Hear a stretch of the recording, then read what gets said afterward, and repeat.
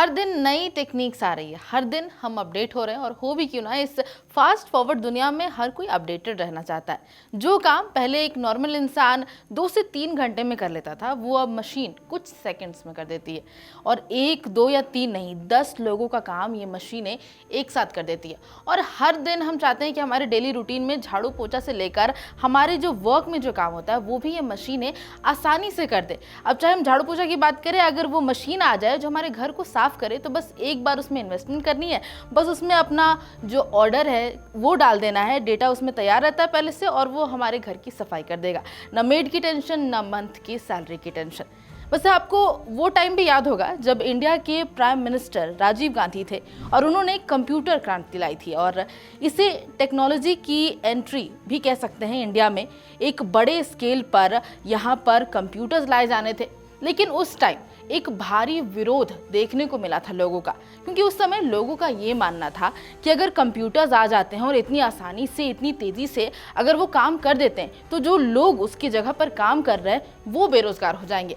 एक खास बात ये भी रही कि अगर हम एम्प्लॉयज़ के एक एग्जांपल ले लें, जो बही खाता तैयार होता था, डायरीज लिखी जाती थी, वो सारा डेटा, इनफैक्ट उससे 10 गुना ज़्यादा डेटा एक कंप्यूटर आसानी से अपने मेमोरी में सेव कर लेता है।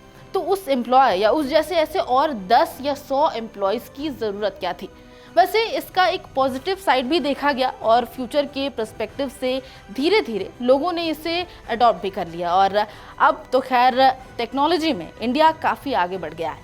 सिर्फ यही नहीं, जैसे जैसे हमारे पास न्यू फीचर्स के साथ मोबाइल फ़ोन आ गए, इसने भी कई लोगों को नौकरियां दे दी है और ली भी है। एक नॉर्मल वीडियो शूट की बात करते हैं एग्जाम्पल के तौर पर, तो कैमरामैन, ऑडियो रिकॉर्डर और बहुत सारे लोग इसमें शामिल होते थे, उनकी ज़रूरत पड़ती थी। लेकिन अब वो काम एक अकेला आदमी कर सकता है अपने एक फ़ोन से और एक सेल्फी स्टिक से।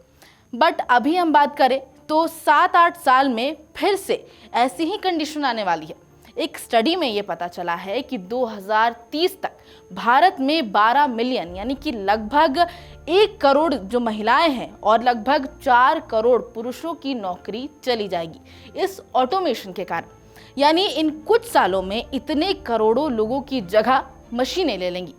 बता दूं कि ये स्टडी मैकिन्से ग्लोबल इंस्टीट्यूट ने लगभग 10 कंट्रीज़ में की थी, लेकिन हम यहाँ पर सिर्फ इंडिया की बात करते हैं, क्योंकि इंडिया वो कंट्री है जहाँ पर युवा एक बड़ी संख्या में है और वो पहले से ही रोजगार के लिए सरकार से मांग करते हैं। यहाँ की सरकार पहले ही उन बेरोजगारों को नौकरी नहीं दे पा रही है, तो अगर उन लोगों की बात करें जो नौकरियाँ भी कर रहे हैं, उनकी भी नौकरियाँ अगर जाने वाली हैं, तो 2030 तक जो कंडीशन होगी इंडिया की, वो बहुत ही चिंताजनक होगी।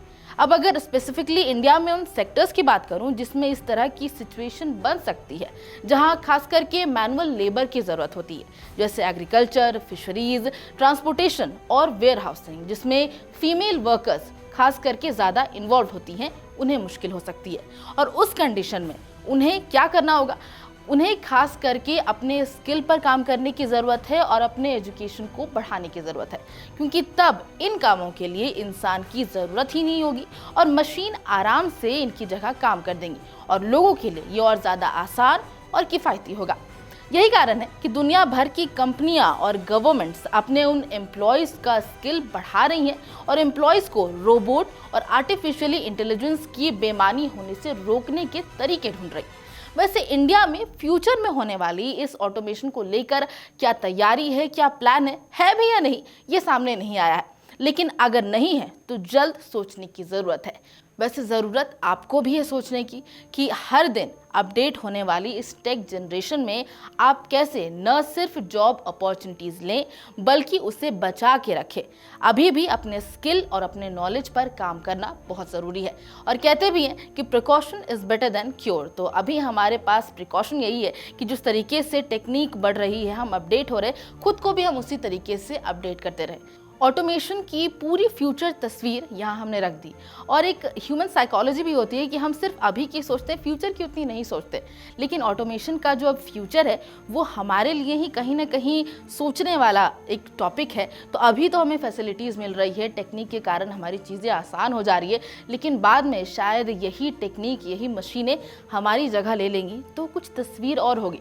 इसलिए मैं चाहती हूँ कि आप ऑटोमेशन को लेकर के क्या सोचते हैं, मुझे साथ ज़रूर शेयर करें। करें, और अगर आपको ये वीडियो पसंद आई है तो इसे लाइक करें और मेरे चैनल को सब्सक्राइब करें। ऐसी और वीडियोज़ लेकर के मैं आते रहूँगी। Thank you.